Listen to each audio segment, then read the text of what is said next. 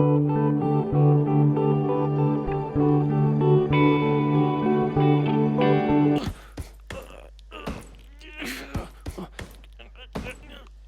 you ever stumbled upon memory so deep and distant it disturbed you? I did. There are visions that haunt me for many years now. Memories of something very unsettling, yet so familiar at the same time. In this episode, we're gonna talk about Atmosphere of Hellneighbor 3, our AI, and the prototype which you can play. Cozy and eerie. That's how I describe Atmosphere of Hellneighbor 3. While it sounds pretty straightforward, this concept is pretty deep rabbit hole. See, there are certain themes recurring in Hellneighbor and other art I create. Electric poles, transformers, crudely built structures, all that has nostalgic and dreamy atmosphere for a reason. It's because I'm trying to recreate a place that no longer exists. A real-life Ravenbrooks, if you will. It's where everything originates from. When we started to work on Hello Guest, I tried to come up with the art style and the atmosphere. I already knew there would be electric poles, hills, forgotten buildings, but one day a vision struck me. Not the magical one, but a sudden memory popped up in my head. It was so vivid, so familiar, while being unforgettably unsettling. An old house with a tree up close, swinging in the wind, with a billboard buried in its branches. The guard booth was a vague recreation of that vision. The whole atmosphere of Hello Guest was built off of that. Over time, more and more memories of this nature started to appear. I was very intrigued by them, as if I had reached the depth of my subconscious. So familiar, yet very unsettling. So I did a little research to get to the bottom of what haunts me. Turned out, I'm not crazy. There was a specific word for it already.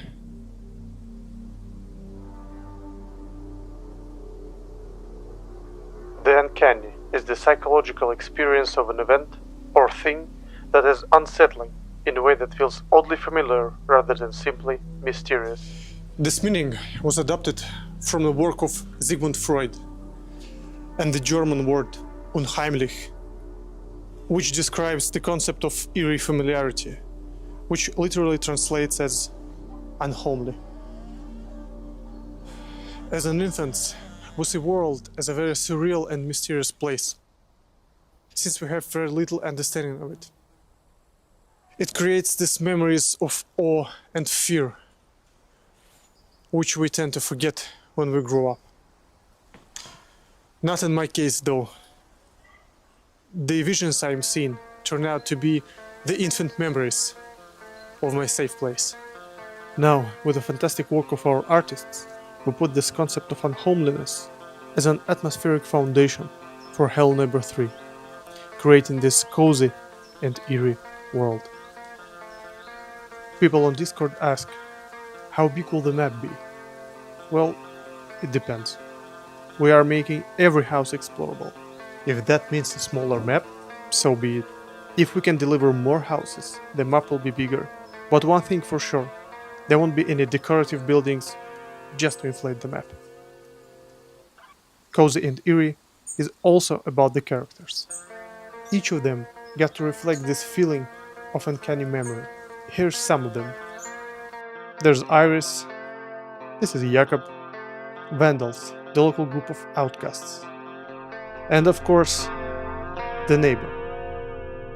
Neighbor and the guest are going to return, and they too get an homely appearance. We'll look at the guest in the future episodes. While we're on the subject of characters, let's talk about AI and how we're trying to achieve butterfly effect in Hellneighbor 3. Here's a quick recap on what game is about. It's a town where strange things happen. Places are abandoned, people keep disappearing, and someone else knocking at your door at night.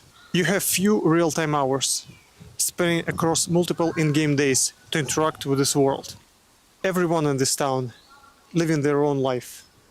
Someone's preparing for a festival, someone's late for work, someone's looking for their dog, and someone will disappear. Your actions change how events play out. You can save people, solve mysteries, or just leave. Think of it like a time travel game, but instead of rewinding, you load your old save file and see how small changes create different outcomes. So, our plan is to make this all happen procedurally as a system-based sandbox. So, our fantastic engineers and designers coming up with these beautiful concepts. Here's how it works. We use goal-oriented action planning, originally created for the game called Fear by Jeff Orkin. Here's how we use it. Something happens that gives an NPC goal to reach, like to eat if get hungry or hide if there's a threat. When goal is set, we start to walk backward to figure out how can it be achieved. Available actions depend on NPC's memory and abilities. Basically, what they know about the world and what they can do with it. Eat food. Can I do it? No. Food has to be equipped. Okay, do I have food in the inventory? Nope. I have to pick it up. Where can I pick it up? Let's check the memory. Now, having these two possibilities, we check both. To get a cake, got to get to the kitchen. To get a sandwich, got to get to the gas station. Now, all options are on the table. Cost for each action is calculated. In this case, eating a cake much cheaper. Thus NPC will do this. But what if character has multiple goals? Then goal with the highest weight will be picked. Initial weight is predetermined, but also modified by certain factors, like hungrier you are, more important to eat. Saving yourself is still more important though. Characters will constantly recalculate their goals and actions to check what's best to do. Here's an engine example. Character has a goal to interact with this object. Let's check our debug widget. We can see his parameters, goal he's trying to achieve, other goals with lower weight, like to eat. But there's no food on this empty map. There you can see two possible ways of achieving current goal. This one he picked, and this one discarded. As you can see, he has to walk to the car, drive it to the object, then interact with it. So he does exactly that.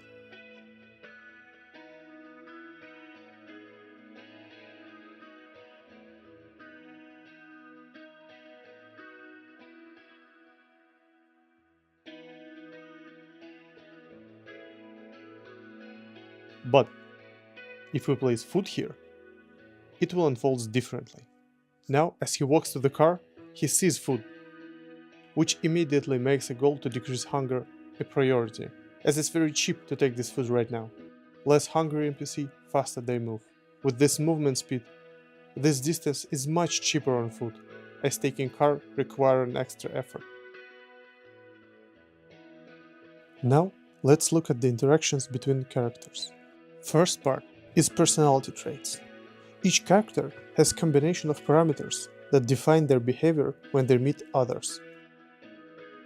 Second one is relationships between characters. They can be enemies, strangers, or friends.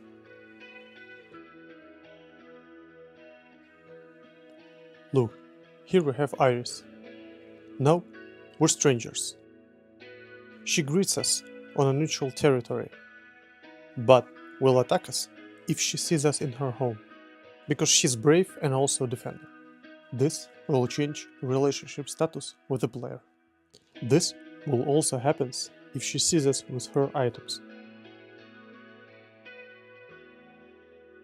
As you can see, after seeing all three items, status changed from stranger to enemy.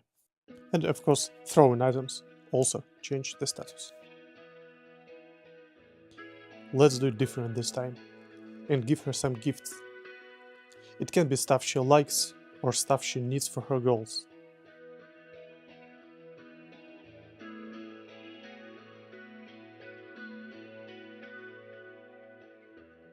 Nice. Now we're friends. And she won't attack us at her home. Due to multiple psychological profiles, characters react differently. Friendly ones won't attack enemies outside of their home, while others will. Look at this pesky vandal. Cowardly characters will run away or ask a friend for a backup, like Jakob just did here. Here's a funny example. Iris wants to protect Jakob so much that she escapes her testing chamber, while vandals are not so lucky with escaping. All this is our second prototype, which currently in development. While we're working on it, we want to and it's also not easy. So if you'll build it all by yourself, consider it an achievement.